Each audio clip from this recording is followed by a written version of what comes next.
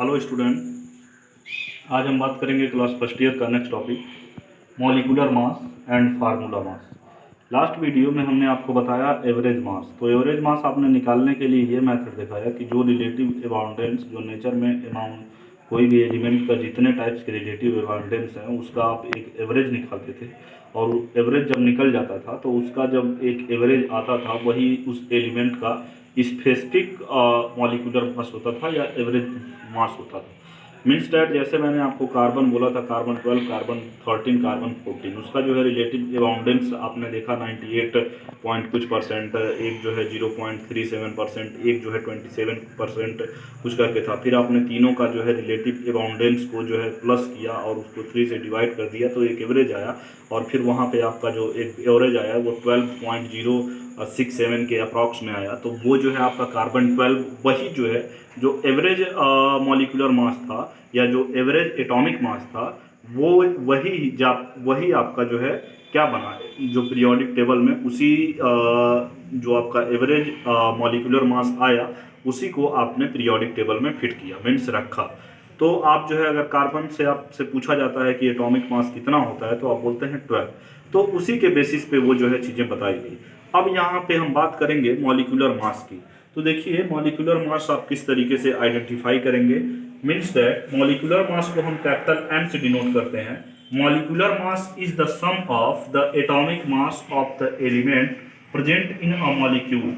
Means that कहने का ये है कि molecular mass is the sum of atomic mass of the element present in a molecule. कि कोई जो है आपका कंपाउंड है उसमें जितने मॉलिक्यूल हैं या जितने एटम हैं उनका जो है कितना मॉलिक्यूल उसमें लिया गया है उसी को आप क्या करते हैं, सम करते हैं।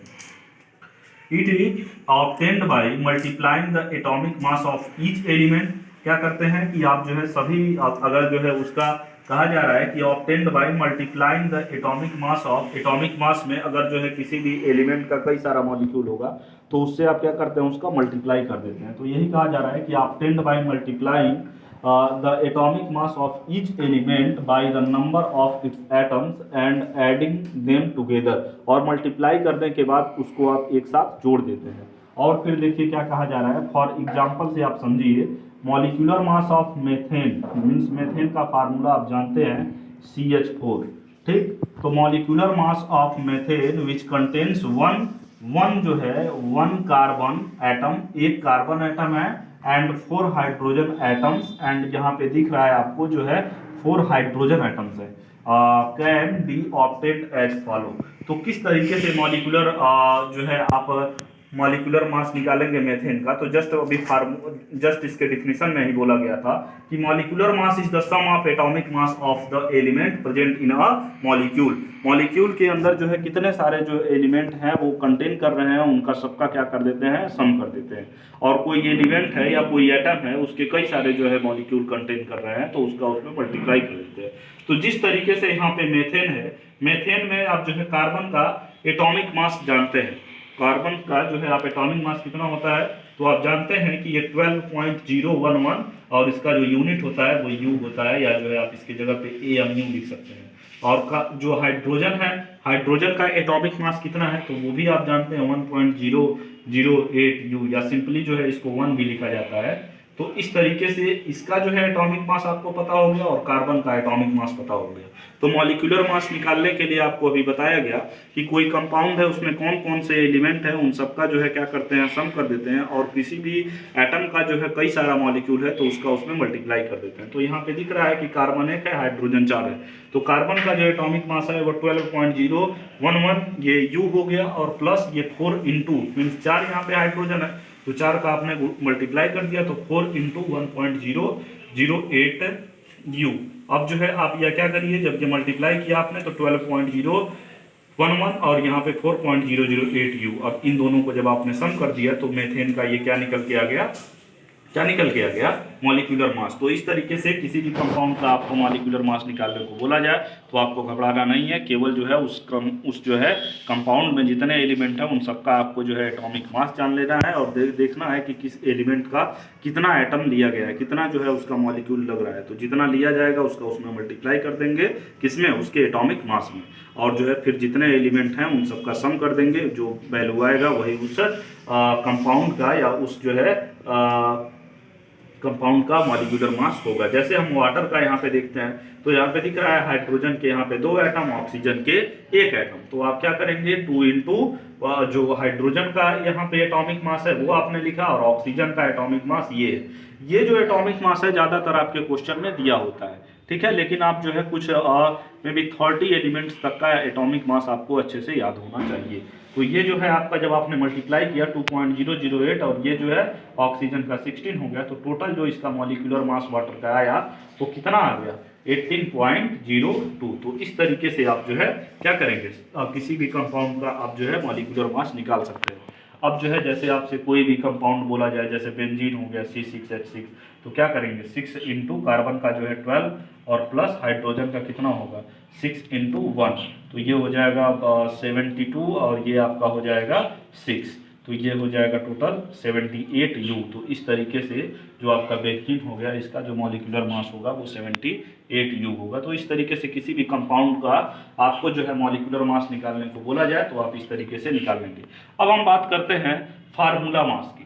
तो formula mass is just as a molecular mass. जिस तरीके से आप मॉलिक्यूलर मास को कैलकुलेट करते हैं उसी तरीके से सेम जो है आप क्या करते हैं, फार्मूला मास भी निकालते हैं। अगर क्वेश्चन में आपसे मॉलिक्यूलर मास के टर्म में पूछा जाता है तब भी सेम मेथड से लगाएंगे, अगर जो है आपसे फार्मूला मास के बेस पे पूछा जाता है तब भी आप इसको इसी तरीके से लगाएंगे।